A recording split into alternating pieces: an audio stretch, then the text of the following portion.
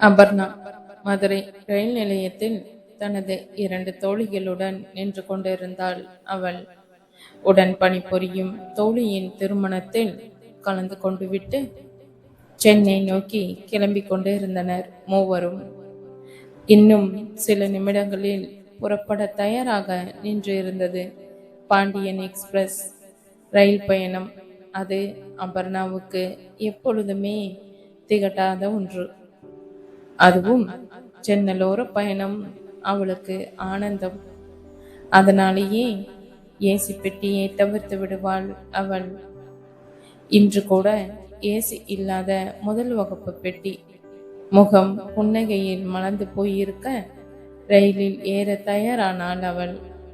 அபர்ணா ஒரு பிரபலமான மென்பொருள் நிறுவனத்தில் வேலை அவளுக்கு. ஆனால் அந்த வேலையில் அவளுக்கு எப்பொழுதுமே நாட்டமில்லை என்றுதான் சொல்ல வேண்டும்.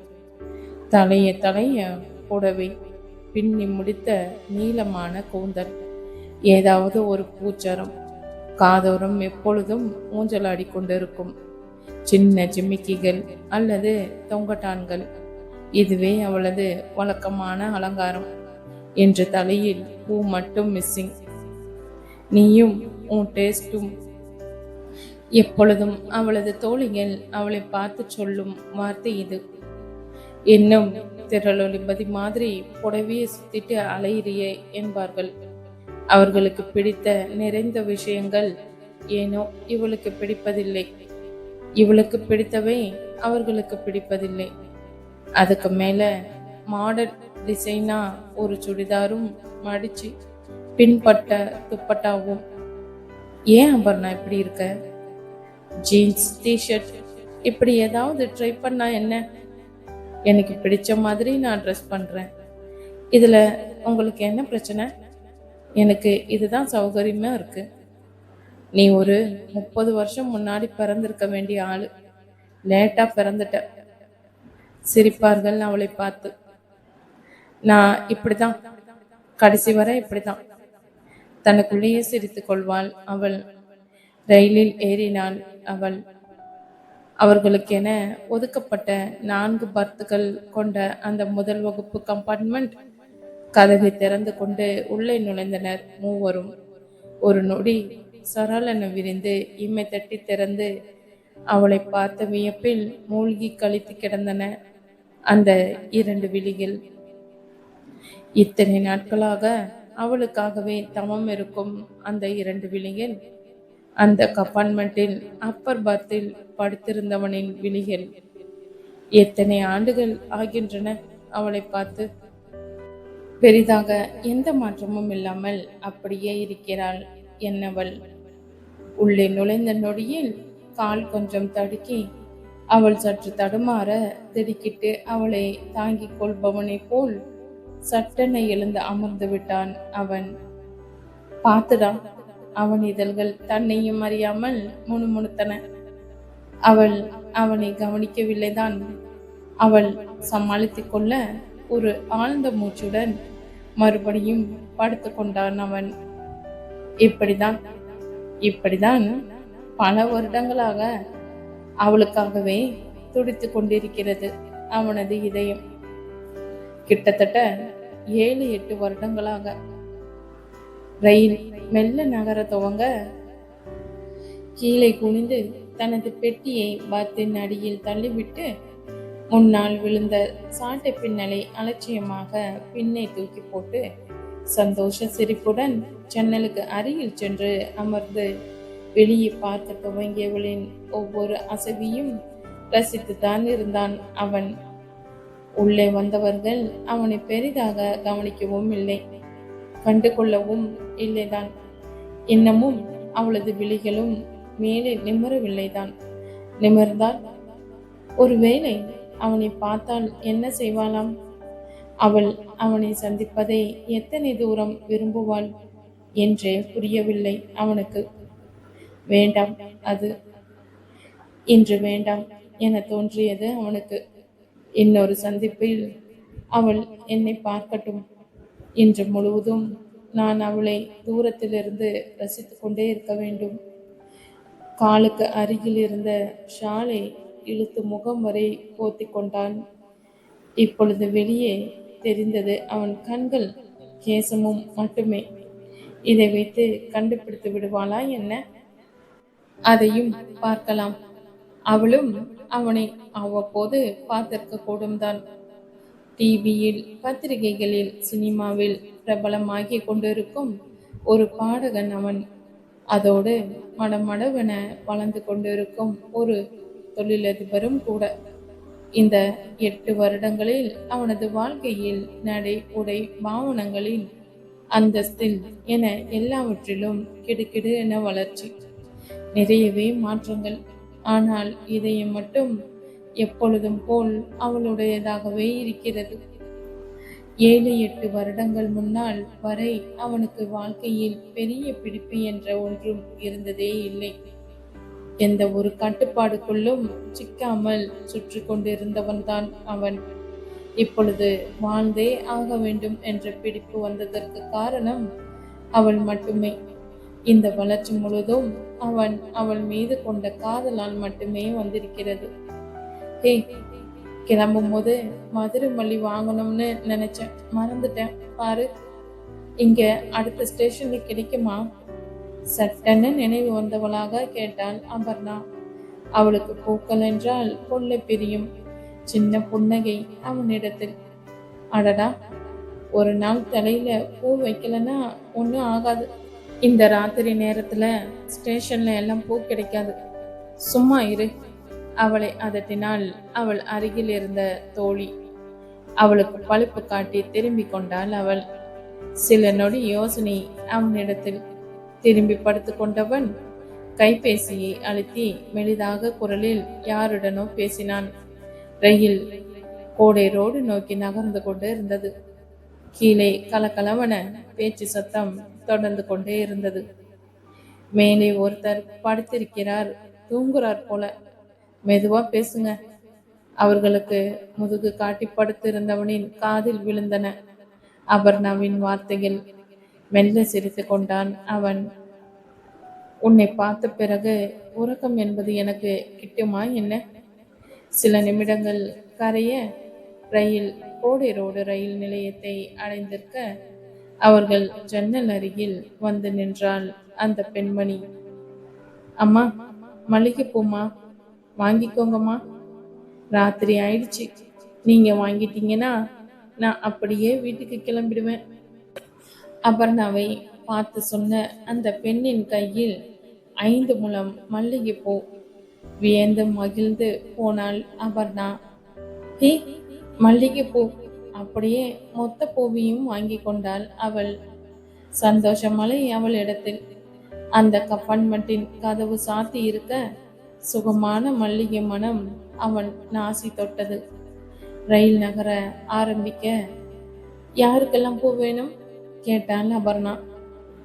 ஐயே, எங்களுக்கெல்லாம் வேண்டாம், நீ ஏன் வச்சுக்கோ சொன்னார்கள் தோழிகள். வேண்டானா போங்கடி. சூடிக்கொண்டாள் மலர்களை. அவள் முகத்தில் முழு நிலவின் வெளிச்சம். மெல்ல திரும்பி படுத்தவனின் முகத்தில் ரசனையுடன் கூடிய புன்னகை.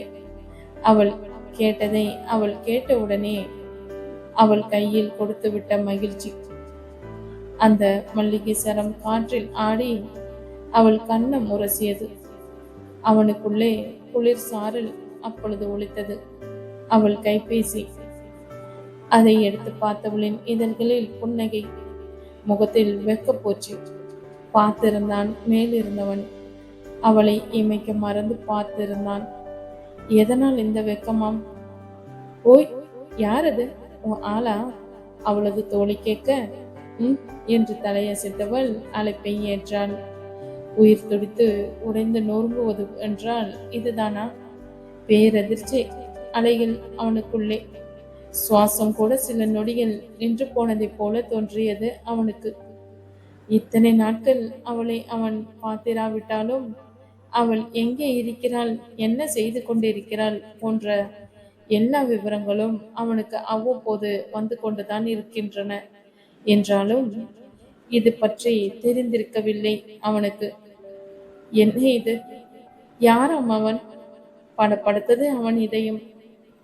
ஹலோ என்றாள் மெதுவாக. எங்கம்மா இருக்க என்றது மறுமுனை. ட்ரெயின் ஏறிட்டேன் மெல்ல சொன்னாள் அவள். அவளுடன் வேலை பார்ப்பவன் தான் மறுமுனையில் இருப்பவன்.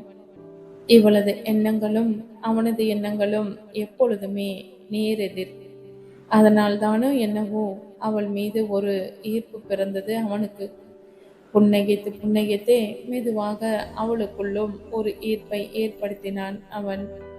அவளது வீட்டின் அவள் அண்ணனுக்கு மட்டும் இந்த விஷயம் தெரியும். சொல்லிவிட வேண்டும், அப்பாவிடமும் சீக்கிரமே சொல்லிவிட வேண்டும் நினைத்து கொண்டாள் அபர்ணா. சரி, என்ன ட்ரெஸ் போட்டிருக்க கேட்டது மறுமுனை. அது புடவைதான். ஏன்?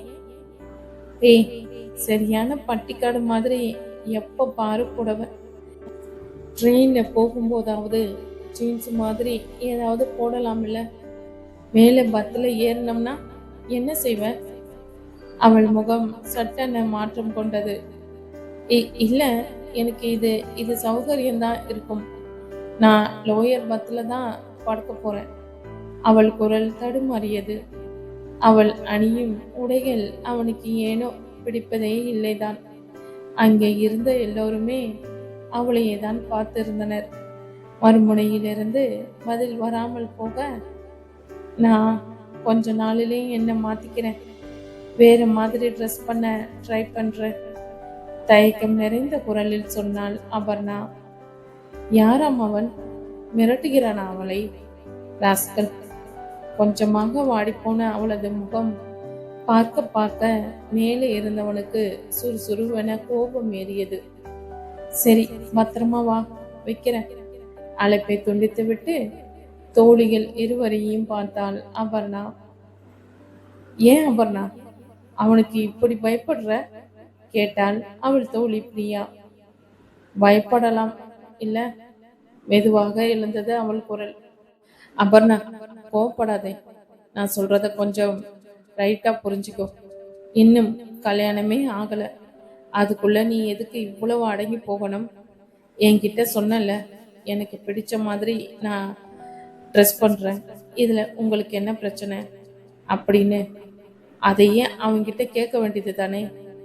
இடம் வளமாக தலையசைத்தாள் அவள். அதெல்லாம் முடியாது. ஏன் முடியாது? அவசரமாக கேட்டாள் இன்னொரு தோழி. ஏன்னா எனக்கு அவரை ரொம்ப பிடிக்கும். I love him.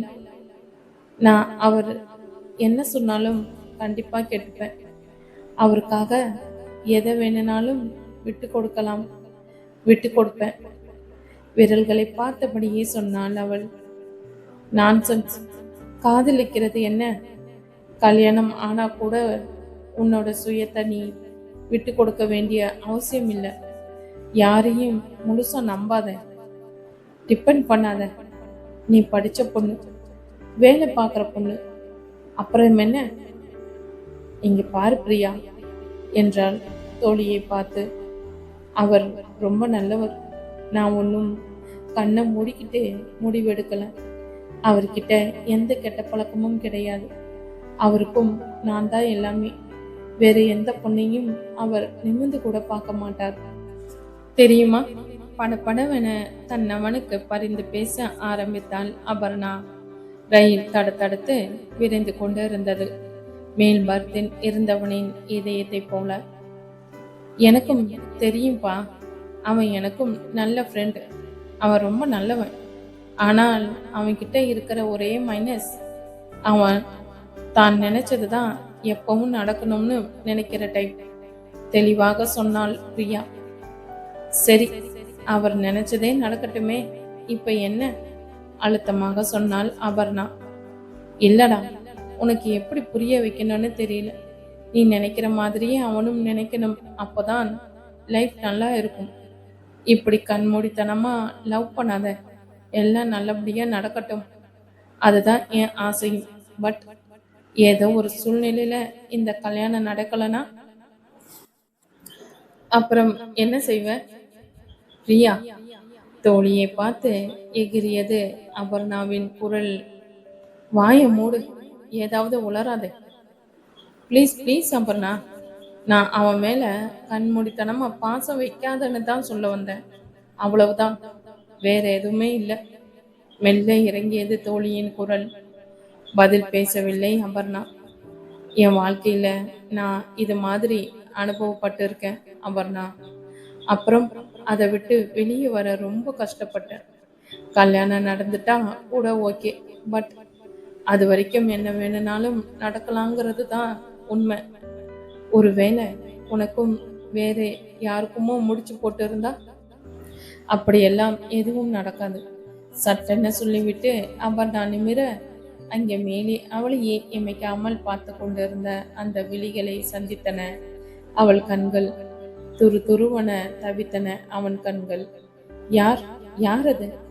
உடல் மொத்தமும் ஒரு முறை குலுங்கி ஓய்ந்தது அவளுக்கு. அது அவளுக்கு மிகவும் பரிச்சயமான கண்கள் போலவே தோன்றியது. போர்வையினுள்ளே மெல்ல மெல்ல புன்னகையில் விரிந்தன அவனது இதழ்கள். அது அவன் கண்களிலும் பிரதிபலிக்க வேண்டுமோ? சட்டென கண்களை தாழ்த்தி கொண்டாள் அவள். யார் இவன்? அவனை அடையாளம் தெரியவில்லை அவளுக்கு. தோழிகள் மூவரும் அவளையே பார்த்திருக்க சமாளித்து கொண்டு சொன்னாள் அபர்ணா. அப்படியெல்லாம் எதுவும் நடக்காது. அப்படியே அப்படியே இந்த இந்த கல்யாணம் நடக்கலன்னு என்னாலும் நிறுத்திவிட்டு கண்களை மூடிக்கொண்டாள் அவள். சில நொடிகள் கழித்து அவளே தொடர்ந்தாள். கல்யாணம் நடக்கலனாலும் நான் வேற யாரையும் கல்யாணம் பண்ணிக்க மாட்டேன். வாழ்க்கையில காதலுங்கிறது ஒரு தடவை தான் வரும், ஒரு தடவை தான் வரணும். அது எனக்கு வந்தாச்சு. என்ன ஆனாலும் இது இனிமே மாறாது, அவ்வளவுதான். நிரம்பி விட்டிருந்த அவள் விழிகள் கண்ணீரா? அவள் கண்களில் கண்ணீரா? பதறி துடித்தது அவன் இதயம். அவனுக்கு ஏற்பட்ட அதிர்ச்சியை காட்டிலும், தனது காதல் நிறைவேறுமா என்ற தவிப்பை காட்டிலும் அவள் கண்ணீரே அவனுக்கு பெரிதாகப்பட்டது. அப்படியே இறங்கி சென்று அவளது கண்களை துடைத்துவிட தவித்தன அவன் விரல்கள். அதற்குள் அவள் அருகில் வந்து அமர்ந்து விட்டிருந்தாள் பிரியா. ஏ லூசு, நான் ஏதோ எனக்கு நடந்ததை வச்சு பேசிட்டேன். சாரிடா. எனக்கு நடந்ததே உனக்கு நடக்குமா என்ன? உனக்கெல்லாம் சரியா நடக்கும். Cool baby. அவள் கண்ணீரை துடைத்துவிட்டு அவள் கையை அழுத்தி கொடுத்தாள். இன்னொரு தோழியும் அவள் அருகில் வந்து அமர்ந்து அவளை சமாதானப்படுத்த முயன்றாள். சரி போங்க, எல்லாரும் போய் படுங்க போங்க, யாரையும் நிமிர்ந்து கூட பார்க்காமல் சொன்னாள் அபர்ணா. சாரிடா என்றாள் பிரியா மறுபடியும். ரொம்ப மூட் அவுட் பண்ணிட்டேனா? அதெல்லாம் ஒண்ணுமில்ல, ஓடி. சின்ன புன்னகை ஓட ஆரம்பித்தது அவள் இதழ்களில். அவனிடம் நிம்மதியான சுவாசம்.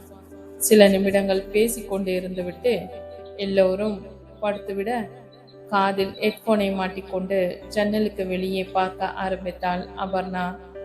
காதில் அந்த பாடல் ஒலித்து கொண்டே இருக்க ஏதோ ஒரு ஊந்துதலில் அவள் நிமிர மறுபடியும் 4 விழிகளும் உரசிக்கொள்ள அவள் இதயம் படப்படக்க அவள் காதில் ஒலித்தன அந்த வரிகள். ரியா சொன்ன வார்த்தைகள் அவன் மனதில் கொஞ்சம் ஆழமாக பதிந்திருந்தன. திருமணம் என்ற ஒன்று நிகழும் வரை எது வேண்டுமானாலும் நடக்கலாம் தானே. ஒருவேளை அவளுக்கு எனக்கும் முடிச்சு போட்டு இருந்தால்? மறுநாள் காலை ரயில் சென்னையை நெருங்கி கொண்டிருக்க மேல் பர்த்தில் அசந்து உறங்கிக் கொண்டிருந்தான் அவன். இரவு முழுவதும் உறக்கமில்லை அவனுக்கு.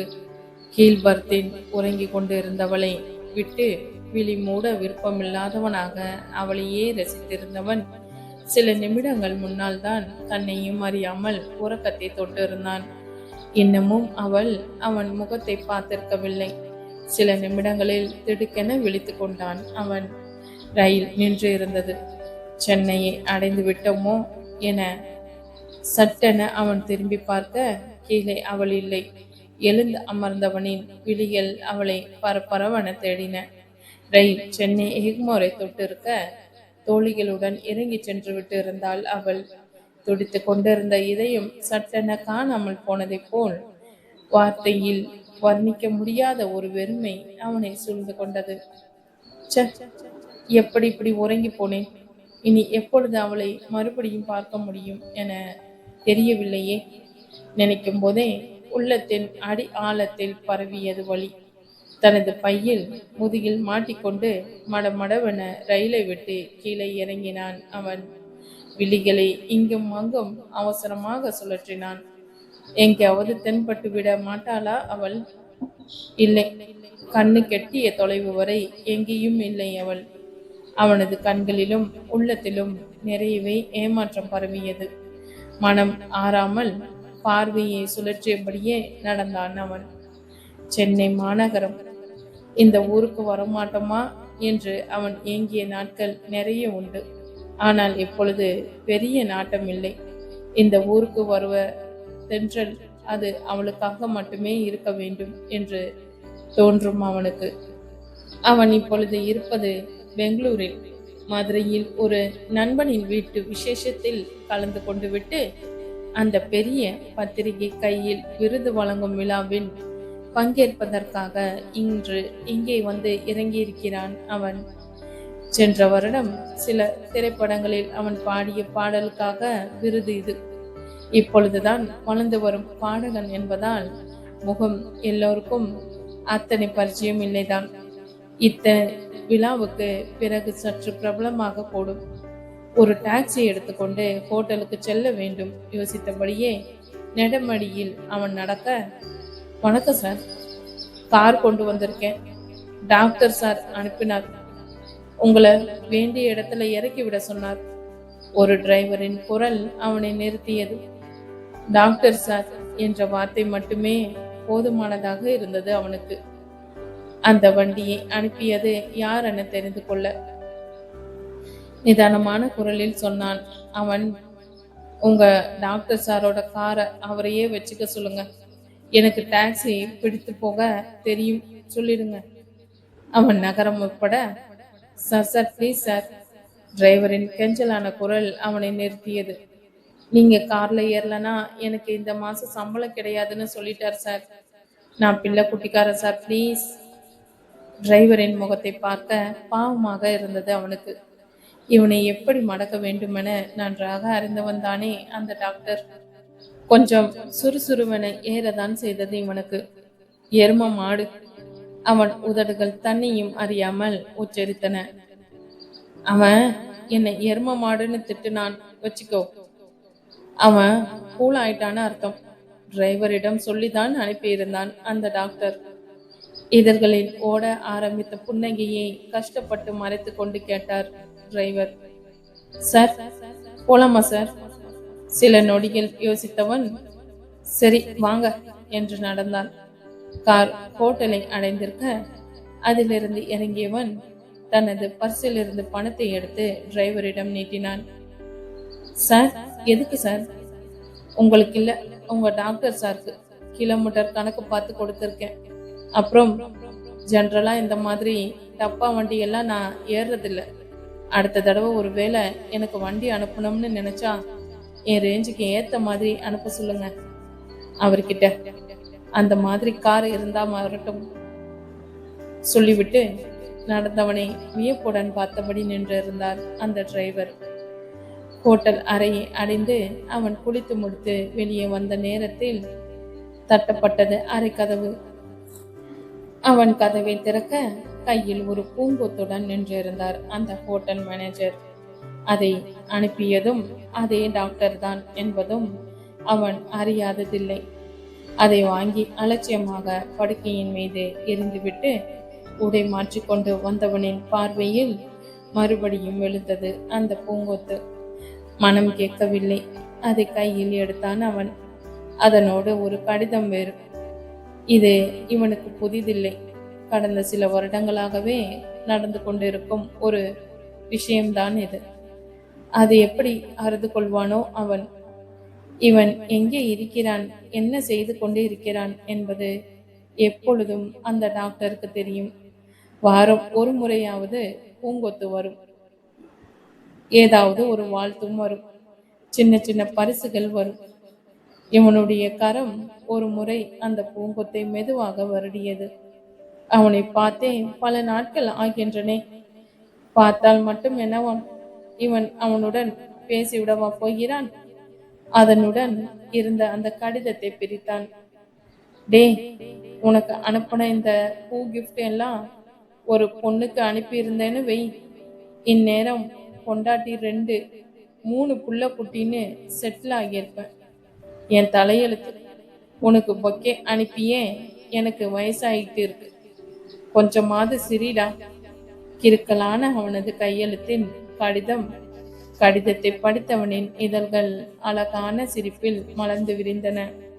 எரும மாடு சொல்லிக்கொண்டே நிமிர்ந்தவனின் கண்கள் அடுத்த நொடி சராலென விரிந்தன.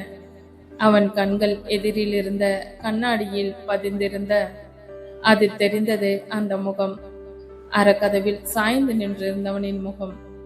மலர்ந்த முகத்துடன் இவனையே பார்த்திருந்தான் அவன். அங்கே நின்றிருந்தவன் அவனே தான். அதே எரும மாடுதான். விறுவிறுவென அலைப்பாயும் கண்களும் இதழ்களில் குறும்பு புன்னகியுமாக நின்றிருந்தான் அவன். அதுவரை இதழ்களில் ஓடிக்கொண்டிருந்த புன்னகையை கஷ்டப்பட்டு விரட்டிவிட்டு முகத்தில் மாற்றத்தை பூசிக்கொண்டு அவனை கண்டு கொள்ளாதவனாக சீப்பை எடுத்து தலைவார துவங்கினான் இவன். என்னதான் நீ இப்போ முகத்தை டைப்பா மாத்தினாலும் நீ சிரிச்சதை நான் பார்த்துட்டேனே என்றபடியே இவன் அருகில் வந்து நின்றான் அவன். நீ சிரிச்சு நான் ஜாஸ்தி பார்த்ததில்லடா. அவன் குரலில் இருந்தது பாசம் மட்டுமே. பதில் இல்லை இவனிடம். ஏதேதோ நினைவலைகள் இருவரிடத்திலும். இவன் சட்டையை சரி செய்து கொள்வது, பர்ஃப்யூம் அடித்துக் கொள்வதுமாக இருக்க சட்டென இவன் தோள் தொட்டு திருப்பினான் அவன். இருவர் கண்களும் ஒன்றை ஒன்று சில நொடிகள் ஊடுருவின. ப்ளீஸ்டா, நான் என்ன தப்பு பண்ணேன்? என்கிட்ட ஏண்டா பேச மாட்டேங்கிற? விஸ்வான்னு என் பேரையாவது சொல்லேன். டே பரத், அட்லீஸ்ட் எரும மாடனாவது சொல்லுடா. விஸ்வா சொல்லிக்கொண்டே இருக்க பேசாமல் திரும்பி நகர்ந்து அங்கே சார்ஜரில் இருந்த தனது மொபைலை எடுத்து துளாவ தொடங்கினான் பரத். பேச மாட்டியா? சரி, கைய கொடு முதல்ல. அவார்டெல்லாம் வரப்போகுது. ரொம்ப சந்தோஷமா இருக்குடா எனக்கு. விஸ்வா கையை நீட்ட கண்களை கூட நிமிர்த்தவில்லை பரத். சரி என்றான் விஸ்வா அங்கிருந்த சோஃபாவில் சென்று அமர்ந்தபடி. இன்னைக்கு உன்னை பேச வைக்காம இங்க இருந்து நான் போக போறதில்ல. முடிவோட தான் வந்திருக்கேன். ஒரு பெருமூச்சு மட்டுமே எழுந்தது பரத்திடம்.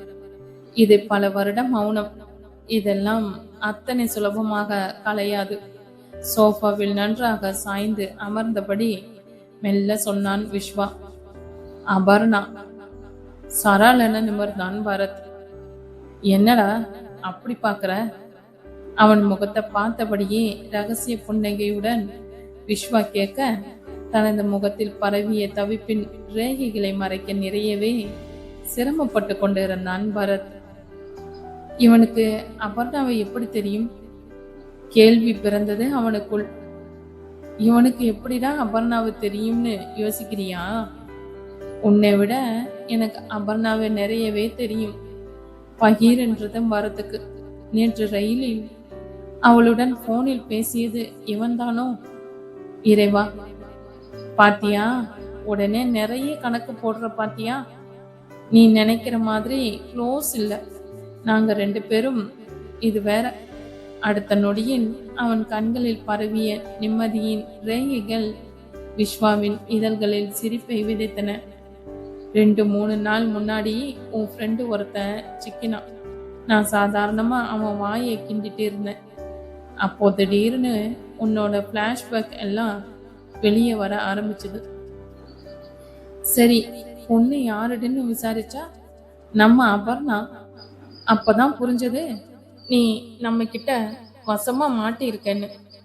பார்வையை வேறு பக்கம் திருப்பி கொண்டான் பரத். பதில் ஏதும் இல்லை அவனிடமிருந்து. சரி, நான் இன்னைக்கு ஈவினிங் அவார்ட் ஃபங்க்ஷனுக்கு அபர்ணாவை கூட்டிட்டு வந்தா நீ எனக்கு என்ன தருவ? நம்பவே முடியவில்லை பரத்தால். காலையில் சட்டென கண்களை விட்டு மறைந்து போனவள் மறுபடியும் என் கண் முன்னே வரப்போகிறாளா